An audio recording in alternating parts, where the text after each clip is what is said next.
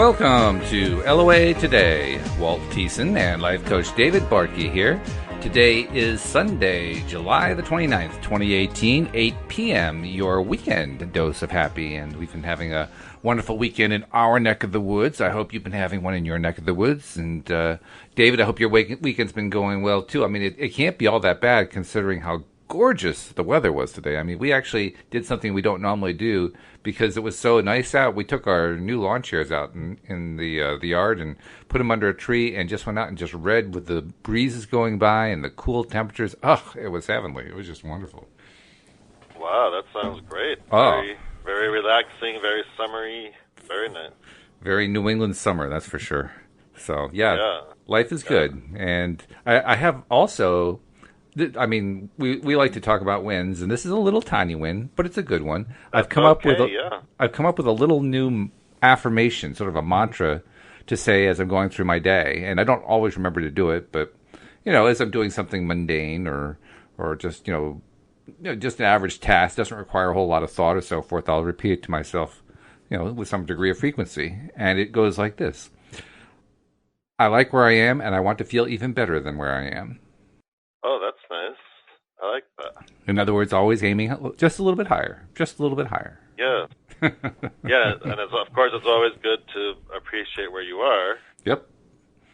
So then you can move forward from where you are to another appreciation of where you are. And you can still use it even if you're in a bad place. I mean, you just start with, you don't say, I'm happy with where I am. You simply reach for a slightly higher emotion and you say, I am glad that I'm happier, but I want to feel happier still.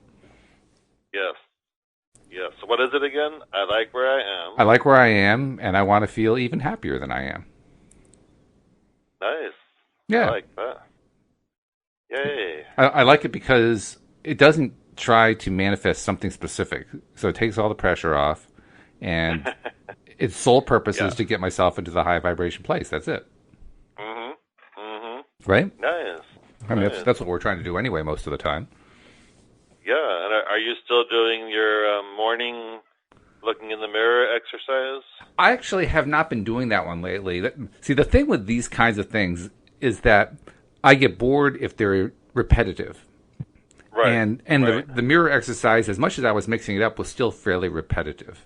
What I'm really trying to get to, and I haven't gotten there yet, I'm trying to get to the point where I can just spin off an entire story about how I want everything to be and make it diverse and different and interesting every single time. Because once I get to that point, that will be an exercise I'll keep forever. But when I try to do one that, like even this one that I'm doing right now, these affirmations, it's a good affirmation.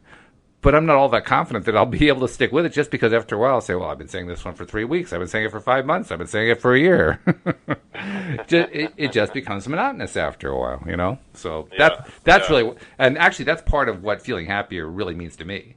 Getting to the point where I'm telling this diverse, interesting, interwoven story that continues to evolve and change and grow, and is yet all about where I want to be and how happy I want to be and what kind of a great life I want Louise and I to have. Yes. Right? Very good. Mm-hmm. Mm-hmm. So That's great. So, anything good going on in your life these days? Yeah. I attracted several new clients this week, which was really nice. Oh, good. It's interesting. Anyone who has a website knows that, you're always trying to figure out the best wording, are you doing your your SEO, your search engine optimization, and it's like a continuous, kind of like an experiment. Like, let me try this wording and see if people like this, or let me try these keywords or whatever. And I would say a really good win is after all this time of doing that, a friend of mine said, "Oh, I have a really good friend who's very good at search engine optimization, and she's very reasonable and all that kind of thing." Mm-hmm. So I contacted her, and she did like this preliminary review of my site, not from a wording point of view, just from the search engine optimization point of view. Mm-hmm. And she was like, "Oh my God, you don't have this and you don't have that, and whoever did it didn't do this right and didn't do that right." Jeez. So I was like, "Oh my God." So I did commission her to do some SEO work, and she did a fantastic job. And I'm sure that all this new interest from my website is because of what she did. Well, great. That's fantastic. Yeah. So yeah, I'm very thankful that she came into my life because finally I found someone who really knows what they're doing. Because a lot of people say they do, and then you work with them and you don't see the results. So with her, I'm already seeing results. So that's really great. That's really great. Of course, you're probably also attracting in other ways. That's the thing about the law of attraction. You never know exactly how stuff's going to manifest, but it's always nice when we can draw a thread and say, "Oh, there's a thread. I can point to that one." Yeah, and she let me know that Google's very squirrely. I mean, they start adding their own keywords. Like, you put what keywords you want, and I never knew this, but then they start adding their own keywords. And she was showing me like half the keywords, which I didn't even add, that Google added, weren't even appropriate for for what I do, the law of attraction life coaching. What do you mean? What do you mean keywords that they add? I'm curious. What does that mean? So in other words, I have my with Google AdWords, I have my list of keywords that I want, that will attract people to my website. Like law of attraction or law of attraction life coach or things. How to attract what you want, things like that. And then once I put that in, I didn't realize that on their own, and it's probably all computer generated, Google will take the keywords that you put, and then they'll start adding their own based on whatever you put. But the thing is, because it's probably computer generated, half the words, or more than half actually, that they added weren't keywords that match what I do. So I was getting a lot of clicks from people that weren't looking for a law of attraction life coach because Google was adding these words that didn't match. Oh, that's kind of curious. Weird. And you pay for that. So anyway, so she. What do you mean? What do you mean you pay for it? I don't understand. In other words, because I pay like X amount to Google for these, to run my ads. You're running Google ads. Oh, I see. Oh, yeah. Okay. Yeah. Not that I. Now I understand what you're talking about. Not that I put that big of a budget behind it, but whatever. It's a certain amount, and she showed me this whole list of words that Google put in on their own, right? That had nothing to do with law of attraction life coaching, and I was paying for people that would click on those words. Yes, that's probably through Google Express, which is not the good way to go. Yeah. No, this is not Google Express. It's really? Google AdWords. Just regular Google Ads? Well, actually, Google AdWords is no longer Google AdWords, believe it or not. It's now called Google Ads. They changed the name. Yes. So anyway, you should have seen this, Walt. She emailed me this long list of words that I was paying for that had nothing to do with law of attraction life coach. Cute. That's nice. So she really did a great job, and she made sure that the only words that were attached to my website were accurate. And then she has to check every once in a while to make sure nothing else was added. And I think that made a huge difference. Well, sure. Drawing the right person to my website, and spending the right money the right way. Exactly. Yeah.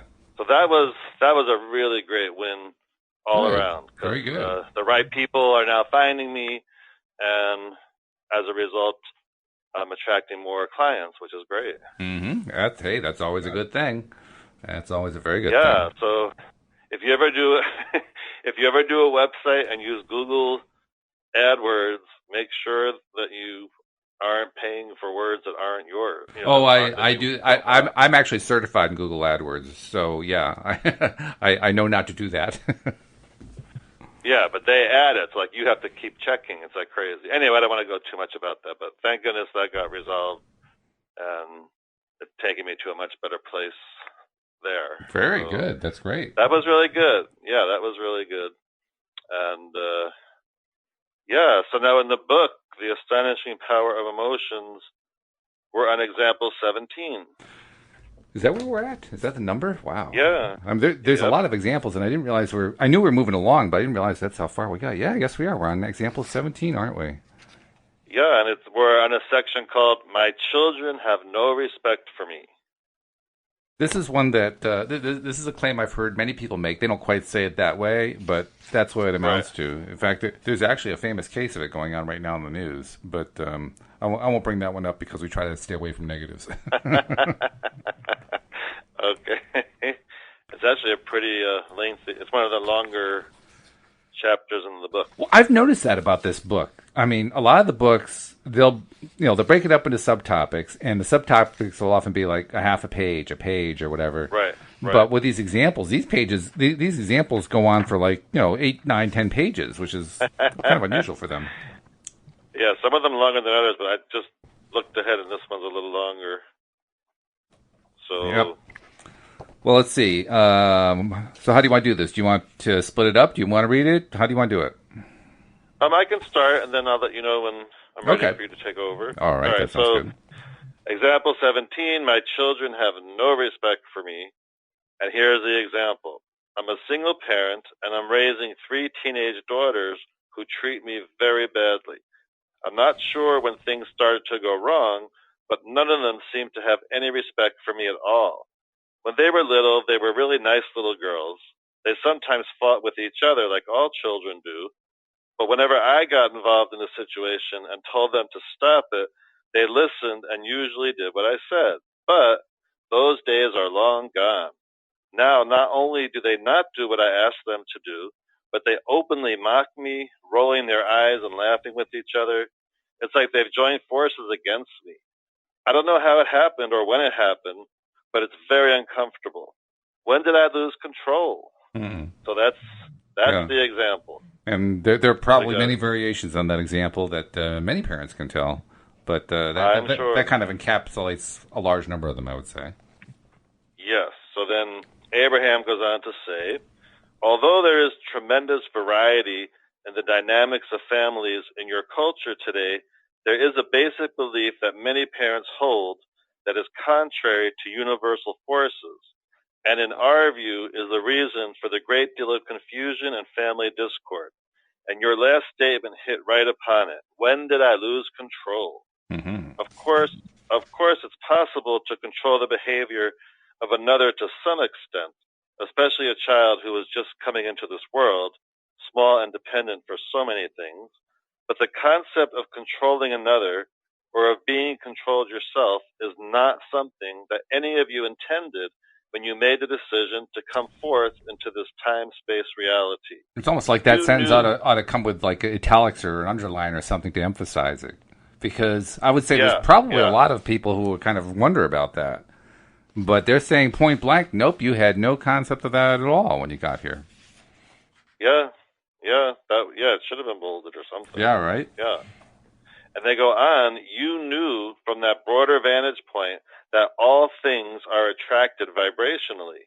And therefore it was obvious to you then that all that was required for the creation of anything that you desired was putting your attention upon your object of desire and maintaining that connection until the physical actualization. No control, manipulation, justification, or hard work is required, but only pure, non-resisted attention to your object of desire. Let me ask you a question. Yeah. Again, not speculating. They're describing what happens according to them before we come into this life and what life is like. What not so much life is like. What attraction is like. What kinds of behaviors we have as non-physical beings. Mm-hmm. And part of that is that there's no control, manipulation, justification, or hard work, but only pure, non-resisted attention to your object of desire. And that raises a question in my mind.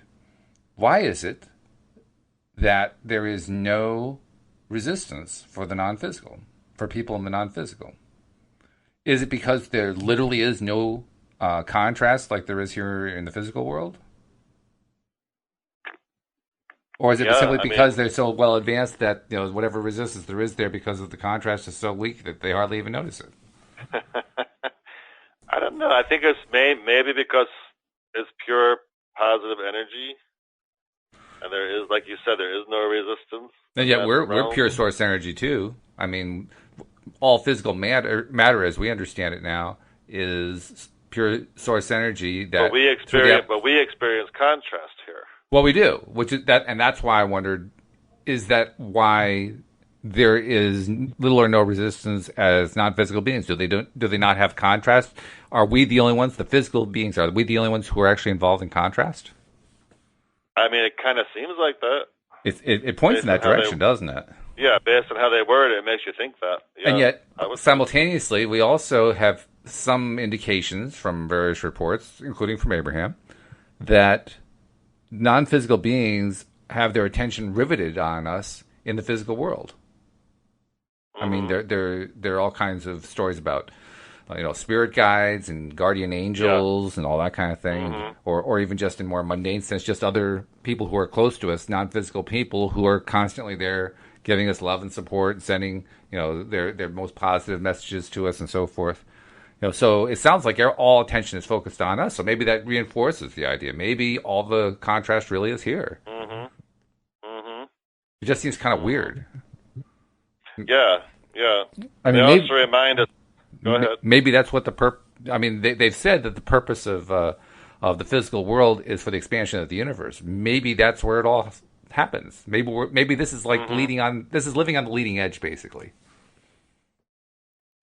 Or perhaps the bleeding edge, I guess, depending on how you put it. Yeah.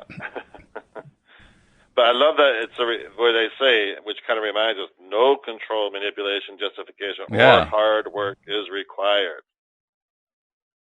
but only pure, non-resistant attention to your object of desire. And then in italics, they say, how free and wonderful life is when no one is anticipating to control you and you are not attempting to control any other.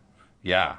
that does sound good. Yeah. Oh, actually, you said anticipating. I said anticipating instead of attempting. Yeah. But no. So how free and wonderful life is when no one is attempting to control you and you are not attempting to control any other. That does sound very free. Yeah, it does. Yes.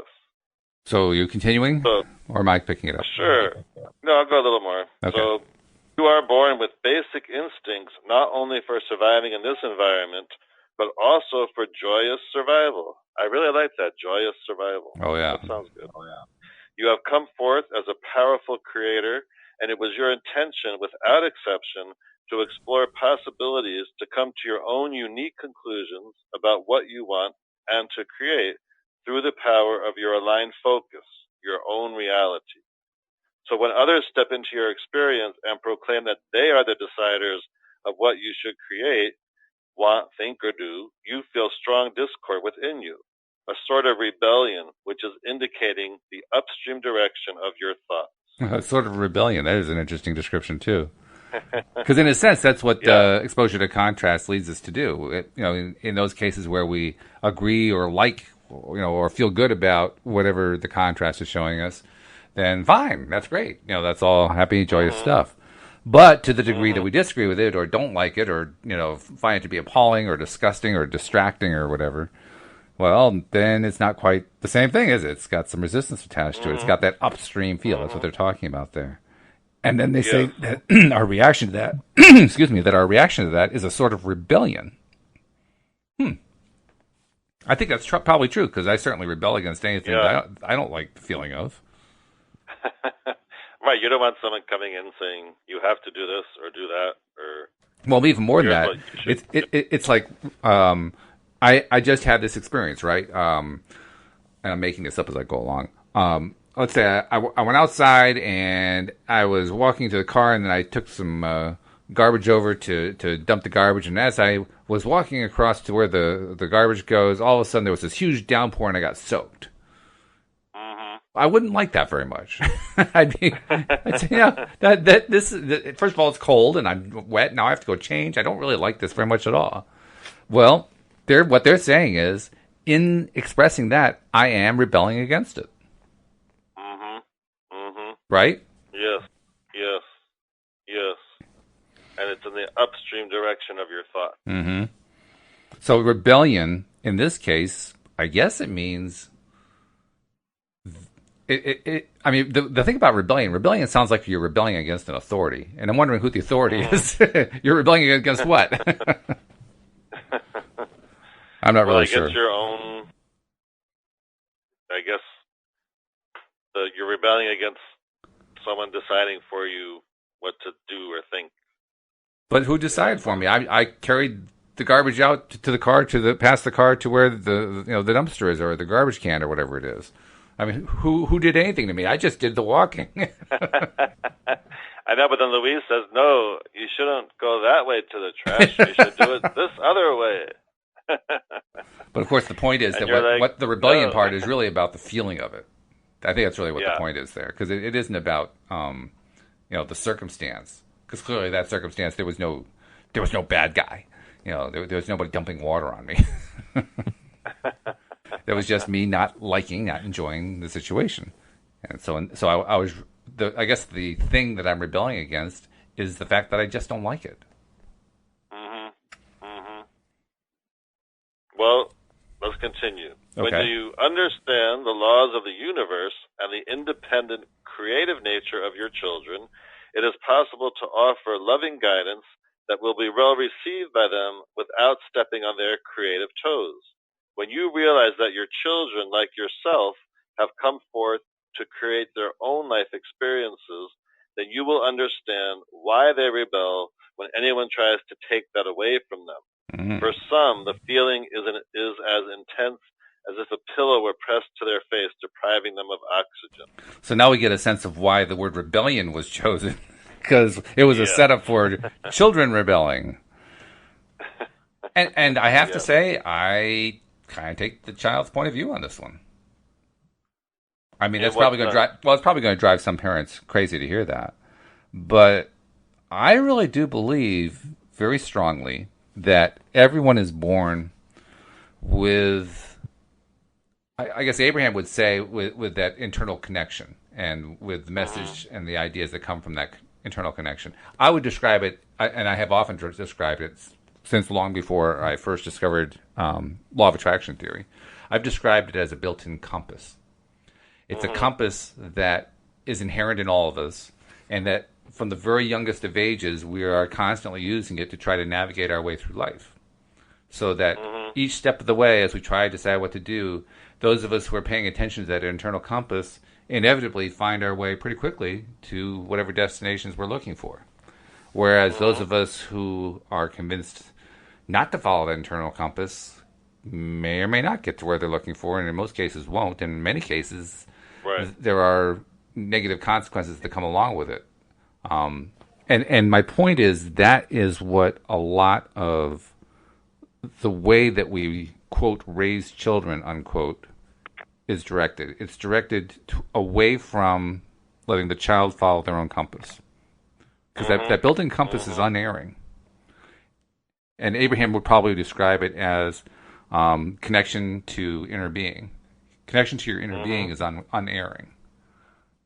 Well, I think that's true for children as it is for adults. So think of it this way: if you were an adult and you were being encouraged, let's say you have a connection with your inner being and you know it and you've been working with it, and you're being taught that it's evil. You're being taught to avoid it. You're being taught, to listen to the authorities instead. You would probably rebel against that, right? Well, that's what the children are doing. Yeah. And I think that's what Abraham's leading up to here. They're basically saying they're trying to go about it in a nice way, but they're basically saying to this parent, the only reason these kids are rebelling is because you're trying to get them to behave in a way that matches your internal compass rather than letting them behave in a way that matches their internal compass. Yes. That's my guess anyway. Yes. Sounds like it. I mean, that makes sense. Well, let's find out. Go ahead and finish it, or continue it. All right, here we go. Some parents in extreme situations believe that the more a child rebels, then the stronger the control that is offered must be. Some parents are encouraged by other teachers of parental control to establish ultimatums and stick to them until the children finally give in and yield their power back over to the parents. A sort of breaking of the children's spirit, as in breaking a wild horse, causing them to meekly do what the parent is requesting of them. And while we agree that the taming of these children may provide a quieter or more organized household, we do not encourage the breaking of the spirit of anyone. That's interesting. Like, that's pretty extreme, though. I mean, the breaking of the spirit, that would have to be. Well, isn't that what happens when? I mean, look at the traditional way that children are raised, both here in this country and even in other cultures around the world. I mean, there are variations, but overall, can you think of a single culture that does not want the child to be submissive to the parent? Right. And can you think of one? I can't. Can you think of one culture that does not want the child to yield their will to that of the parent? Yeah. Yeah, and of course, in some households, the parent is much stricter than others, and Oh yeah. Some are more lenient, and just depends on who the parent is, Or on the culture, or both. Mm-hmm. So well, let's continue reading. Let's finish this section because I think it's going to elicit some more insights. Okay, the business of parenting is a very big topic, and people have been struggling for a very long time to uncover the proper way of approaching it. No other relationship sets the tone for the life experience of every individual more powerfully than the relationship between parent and child. For from that early beginning, people set those first vibrational tones that most then carry with them throughout their entire lifetime to their graves. And those last two sentences there are in italics and underlined. This is their way of saying, this is really, really important. Pay close attention to this. Wow, so that's kind of scary. So if someone grew up in a low vibration home, then they're implying here that they're going to carry that through their lifetime. Well, unless they, high vibration. I think there's also an assumption here that they're going to carry through their lifetime unless they discover something like how the law of attraction works and learn to become creators. Yeah. But lacking that, and certainly a lot of people have not been exposed to this kind of teaching. Lacking that, then I think I'd agree with them. That's what tends to happen, and we see it. We see it in society. We see it among friends that we have. We see it in our own families.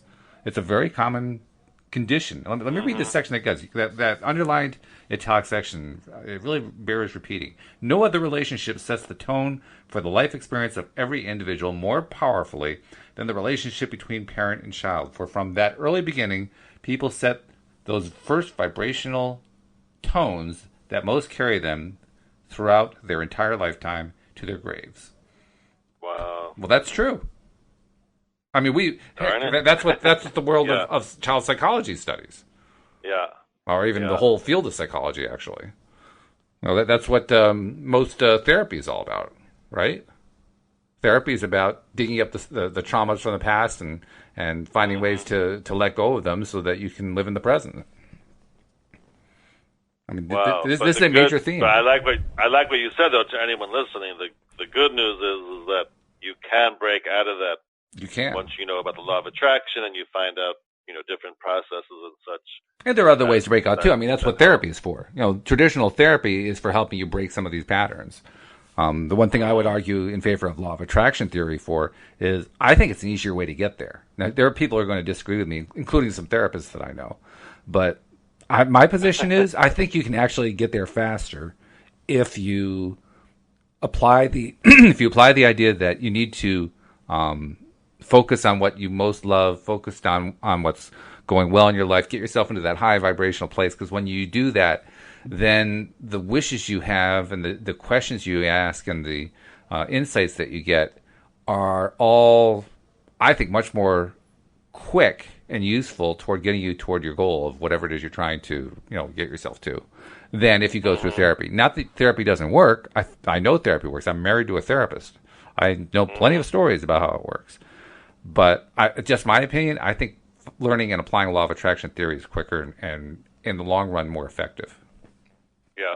But that's just my opinion. I mean, how do you feel about it? I think it has to also.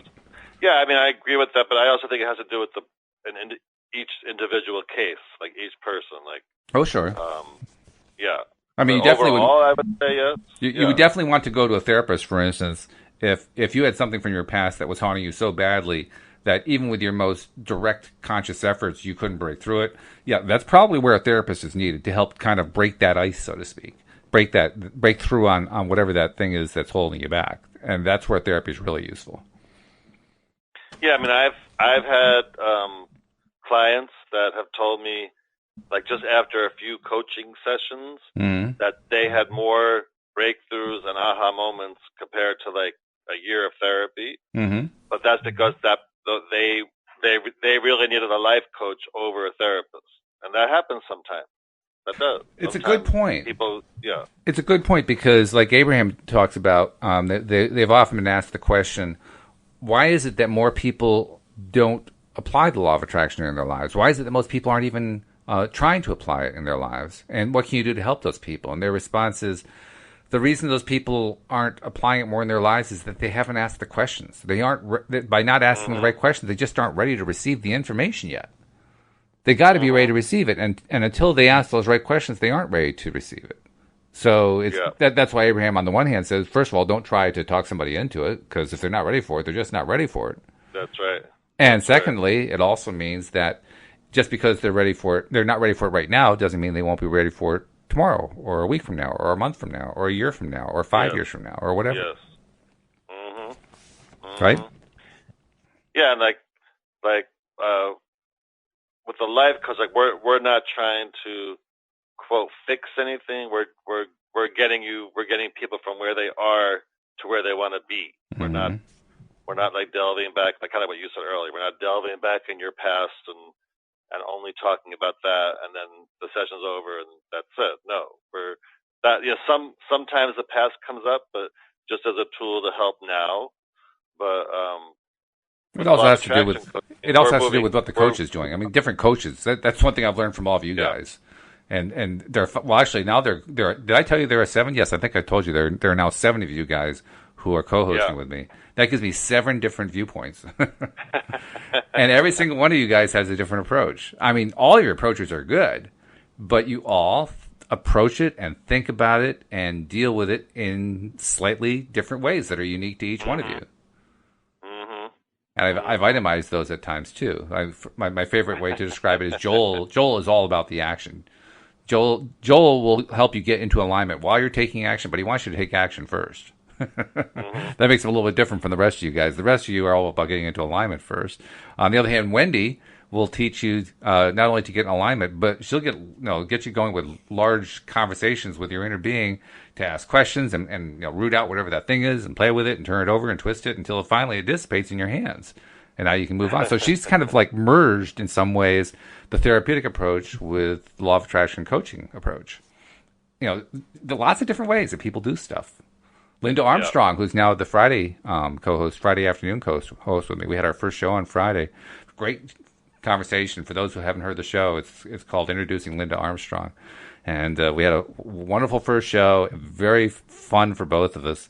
And one of the things she made clear is she actually engages in clearing people of bad energy for them. I mean, that's nothing like any of the rest of you guys do. So each one of you has really different approaches. In fact, I'm looking forward to tomorrow, because tomorrow afternoon is going to be my first session with Patty Framo. And I've had private conversations with her, by phone. Right. And just from those conversations, it's really clear to me she's got a really interesting take on this kind of stuff, too. So, I mean, I love it because I'm getting all these different takes, but it also reinforces for me, every one of you guys do it a little bit differently. Wow, you do 7 a week. That's amazing. Well, actually, I'm doing 11 because I get Cindy 3 times a week. I get Wendy 2 times a week. And then I get all the rest of you guys. And I get Tom Wells twice a week, too. Oh, my God. Yeah, so it's 11. It's Monday through Friday, twice a day, once in the morning at 8 a.m. Eastern, once in the afternoon at 4 p.m. Eastern. That's Monday through Friday. So there's 10 right there. And then this one that I do with you on Sunday evenings, that's 11. That's a lot. Actually, Patty was asking me about that. When Patty and I talked privately, I think it was Friday night we talked, she was asking me, wow, that's a lot to do. And you know what my response was, David? I love it. I am so addicted to it. Because you know what it's like. You do this, right? And I know it's true more vicariously, more indirectly for our listeners.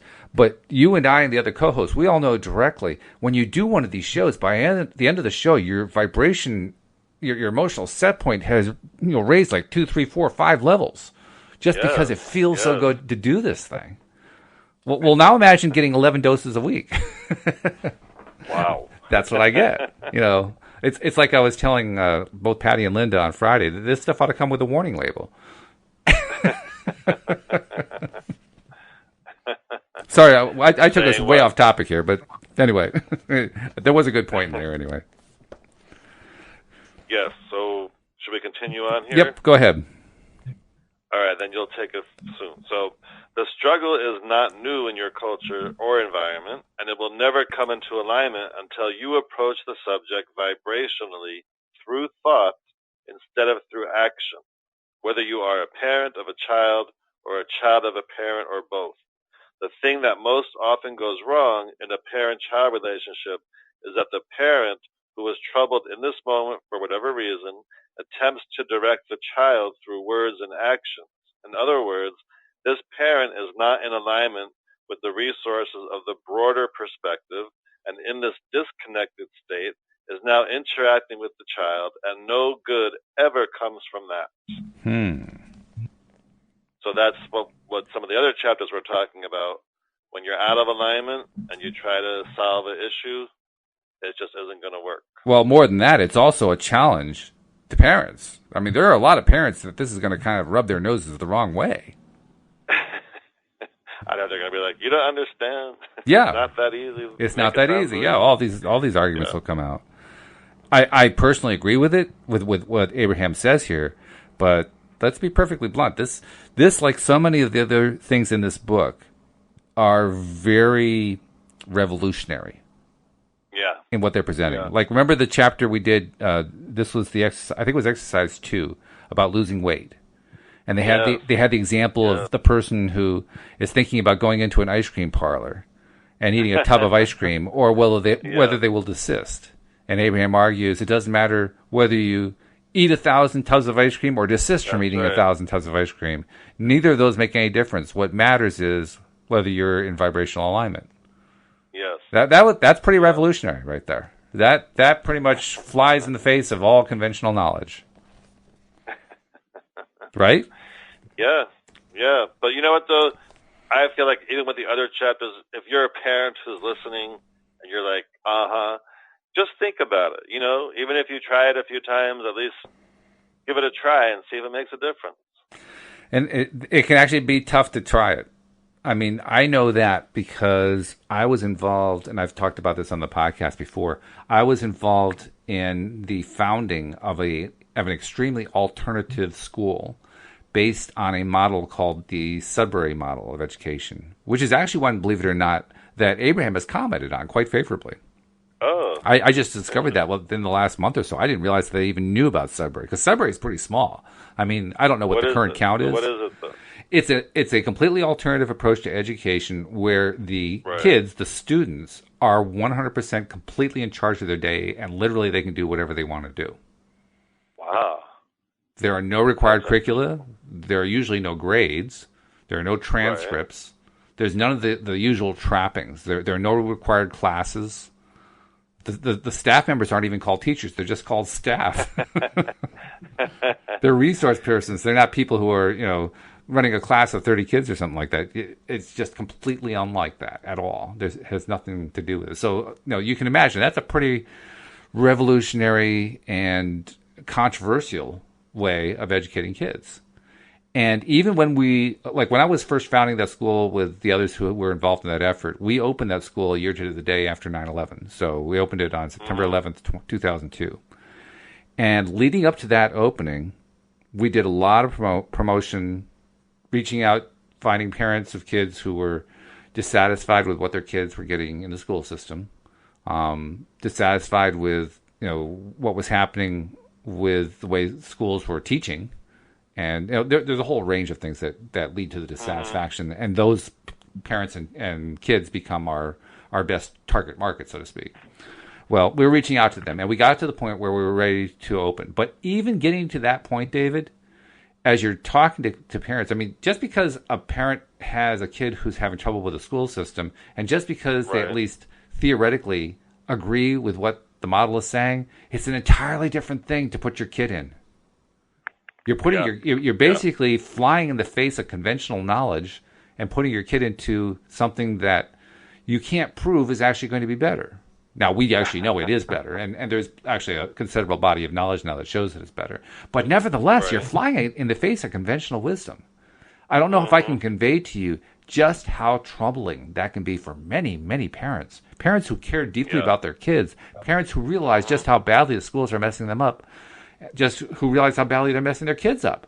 And yet, even then, it's still a really difficult thing for them to let their kids go to this kind of alternative school. So it's actually a rare parent who's willing to do it. And the ones who are willing to do it, oh my God, the results are incredible, David. They're absolutely unbelievably good. But nevertheless, that doesn't make it any easier when you're first entering it. It doesn't make it any easier letting go. Letting go is tough. We have an entire culture of people, an entire culture of institutions devoted to the idea that it's the parent's responsibility to raise the child. Think about that phrase, raising the child. Personally, I find the phrase revolting. I know that sounds crazy, but I really do. I find it revolting. You know why? Because it presumes that the child wouldn't grow up if it weren't for the parent. Isn't that what it suggests? Raising a child? I mean, we don't think about it that way, but that's really what the phrase suggests. Yeah. And the simple fact is, the child is going to grow up one way or another. It's just the way, that's what children do. But our mindset, our cultural mindset, our societal mindset is so strongly in favor of the parent being the one responsible for the healthy growth of the child that when you throw an idea like a Sudbury school at them, I mean, that's like breaking synapses in the mind, in the brain. So I never ever heard of that kind of school. That's interesting. Oh yeah, it's really revolutionary, and it, like I say, it does produce amazing results. I mean, with the school that we opened, one of my favorite stories to tell. We only opened with like 8 or 9 kids, something like that, and then it kind of grew after that for a bit, and then it actually fell off for reasons we can go into another time. But when we opened the school, one of the kids who we opened the school with was a kid who had a foster care background, and she was very rebellious. She was a very angry kid. No school situation was working for her. But she had trouble. She had problems. She came from a dysfunctional family situation. She lived with her mother. Her father was God knows where. And her mother is a good-hearted person. I mean, it was her mother who was giving serious consideration to putting her daughter into the school in the first place. Almost more than the daughter was willing to at that point. I mean, that soon changed, but I give her mother a lot of credit. And yet, even so, her mother also had her own issues, her own things that she was dealing with. And that just made everything harder for this kid. Well, I was determined to get this kid in the school because, among other things, her mother didn't have any money. We have to charge tuition. I mean, that's what you have to do when you create a private school. You have to charge tuition. So I actually invented a tuition assistance program strictly so I could get this one kid in the school. And that actually became part of the model. More and more schools now have tuition assistance programs as an outgrowth of what I did. I think it was one of the schools that did it simultaneously with me, but I was definitely one of the pioneers in that. But anyway, we got her into the school, and she was a handful at first. And I was there for like the first half year, so I got to experience some of that. There's some fun stories I could tell sometime. But the point is, Louise and I, sadly for me, I had to leave. We had to move at that point from Connecticut to Virginia, and we were gone for about 11 years. We did come back at one point in the midst of that 11-year period just to find out what was going on, just see how was the school doing, and it was thriving really nicely. By the point that we came back, the first time we came back, we got all these good reports about what was going on. The second time we came back was 11 years later when we moved back. And when we moved back, one of the first people we reached out to was this young lady. Now, when we left, she was 12. When we moved back, she would have been like 23, maybe 24, something like that. This young lady had completely turned her own life around by going to that school. Wow. She became the school president. She became one of the biggest advocates of Sudbury education. She now has a very good career. She has a life partner. I mean, she's a different person now. She's turned into this lovely young woman. And if you had told most people back at the time that she joined our school, that's who this girl was going to turn into, they would have shaken their heads. The experts would have said, "Oh, the odds are so much against that." So what do you think it was that did it? What did it is we took all the hands off. We took all the adult hands off and left her the room so that she could reconnect with herself. Mm-hmm. And in the process of reconnecting with herself, she could learn how to discover what her passions in life were and what it was that drove her and realign with all that. And as she realigned with it, she turned around. She turned her entire life around. I mean, she was one of these kids who was a drugged kid. I mean, most kids in foster care system, they're drugged. Various kinds of drugs. She was one of them. She's not on anything at all now. She's completely free of all that. Wow, I'm so glad that she had that happy ending. Oh, God. It made a huge difference for her. And it's made a huge difference for lots of kids.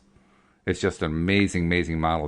The only reason this model of school is not more popular, there are probably only, I don't know what the exact count is right now, there are probably only 25 to 50 of these schools in the world. Right. So we're talking a very, very small number of them, and none of them are particularly large. You know, it's not like you have a school that's got tens of thousands of kids in them. You don't find that.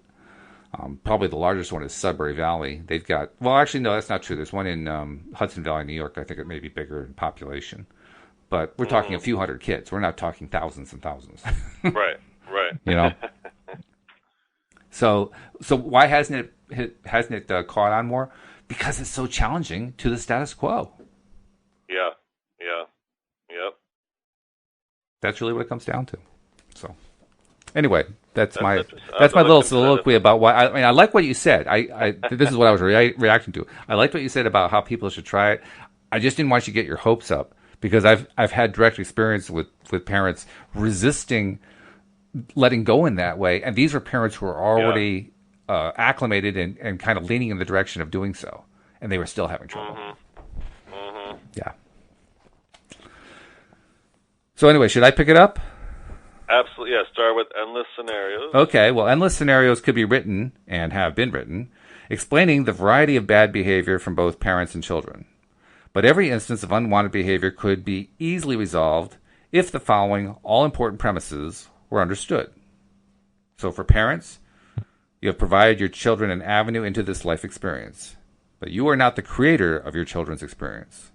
Your children have more powerful resources for their guidance and wisdom than you. Ooh, that's a tough one for parents. You are not responsible for what your children create now that they are here. Another tough one.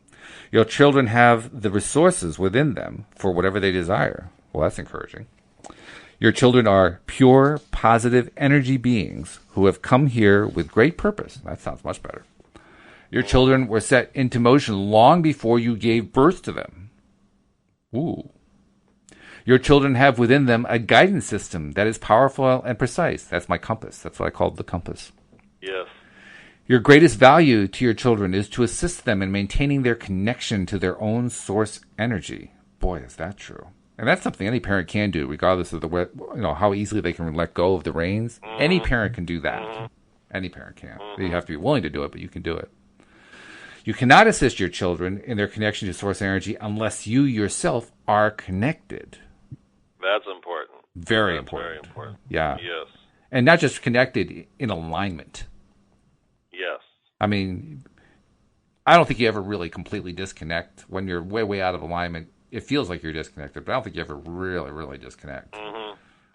It's just a very low level of connection, but it's the alignment that makes the biggest difference. Yeah. It is not your work to control your children. There's a tough one for parents. Every struggle, bad feeling, disagreement, argument, or crisis that you experience with your children happens while you are not connected to your source energy, meaning not in alignment. Yeah. Okay, now here comes the word. Your alignment, your connection with your own source energy is more important than your relationship with your child. That is the control you are seeking. Wow. Now that's really important. That right would there. be hard. That's important. That now at least you're getting a sense of what you can do, because that's the biggest problem for a parent. They want to know what they can do. Well, that's what they can do. Yes. And finally, when you are mad at your children, you are not in alignment with who you really are, but the discomfort you feel is your own doing. Now, those are the messages to parents. There are also messages that Abraham gives to children of parents.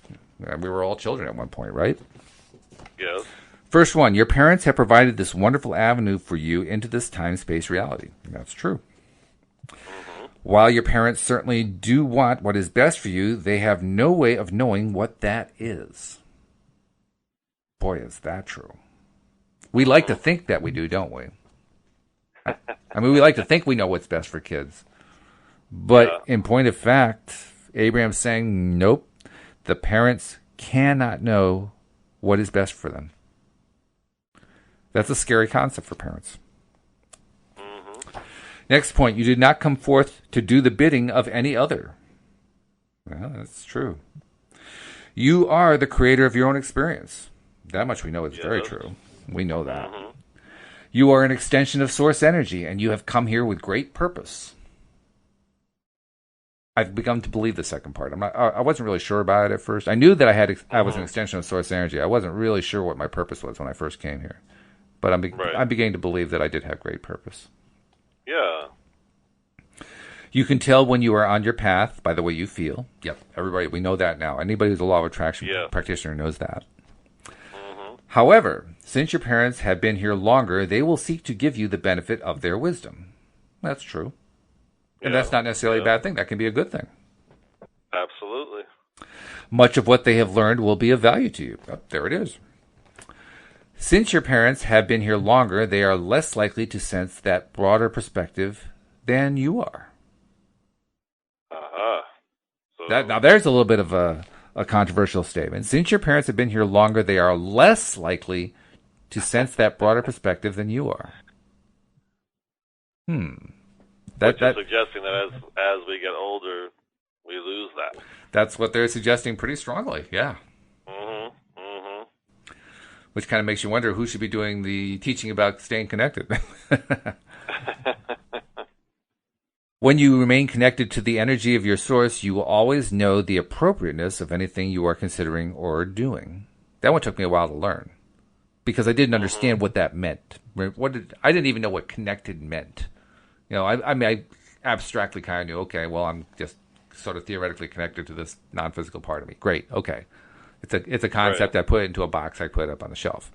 But when it came to really knowing it, knowing what to do with it, knowing how to react with it, knowing how to interact with it, that I didn't know how to do because I didn't understand how to evaluate it. I didn't understand how to know when am I in alignment, when am I out of alignment. I didn't know what was what. It wasn't until I finally read them saying, well, it's your feeling. If you're feeling great, you're in alignment. If you're not feeling great, you're out of alignment.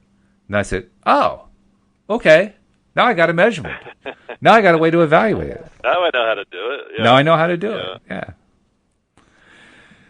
Let's see. Your parents will most likely attempt some measure of control, but you do not need to struggle against that control, for your control is only your own.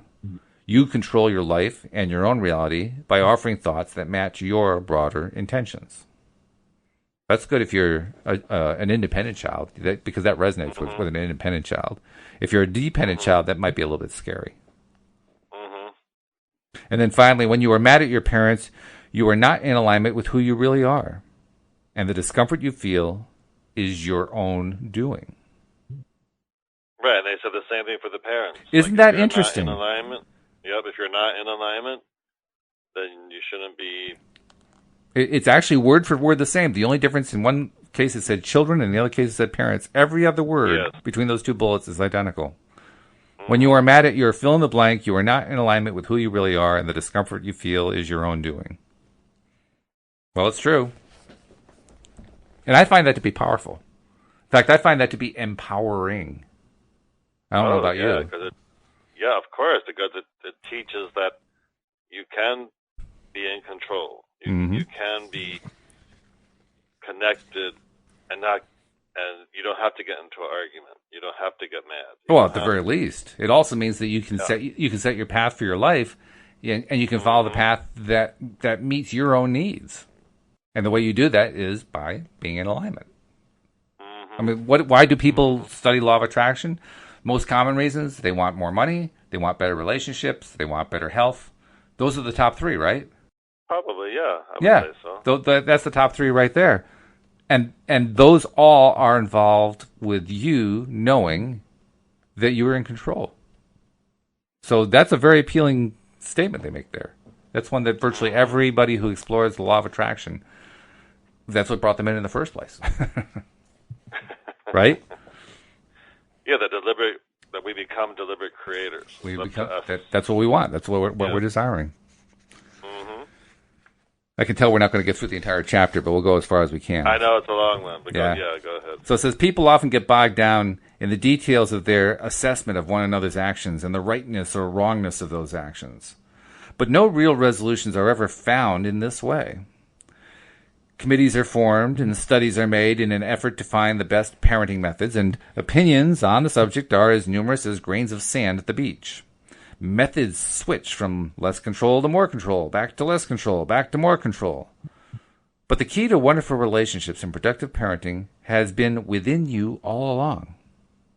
When you offer thoughts about your children and pay attention to how those thoughts feel, you will have your perfect guide to parenting and to everything else. Wow. Now, there's an important caveat I want to throw in here, and I'm going to mark this. Yeah. So I think this is about as far as we're going to go. The caveat is this. Yes, definitely. The thing that you want to be paying attention to is how you feel about the thoughts regarding whatever method you're approaching.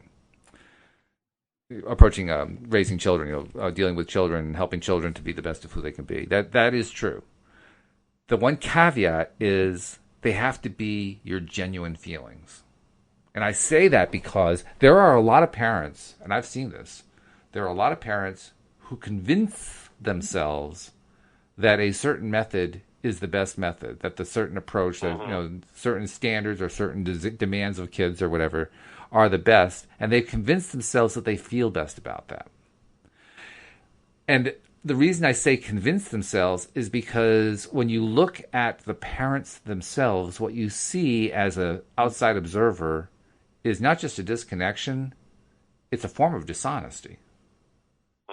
Because these same parents, as they apply these high-flying principles, or what they feel is these principles they feel very, very good about, are making themselves miserable.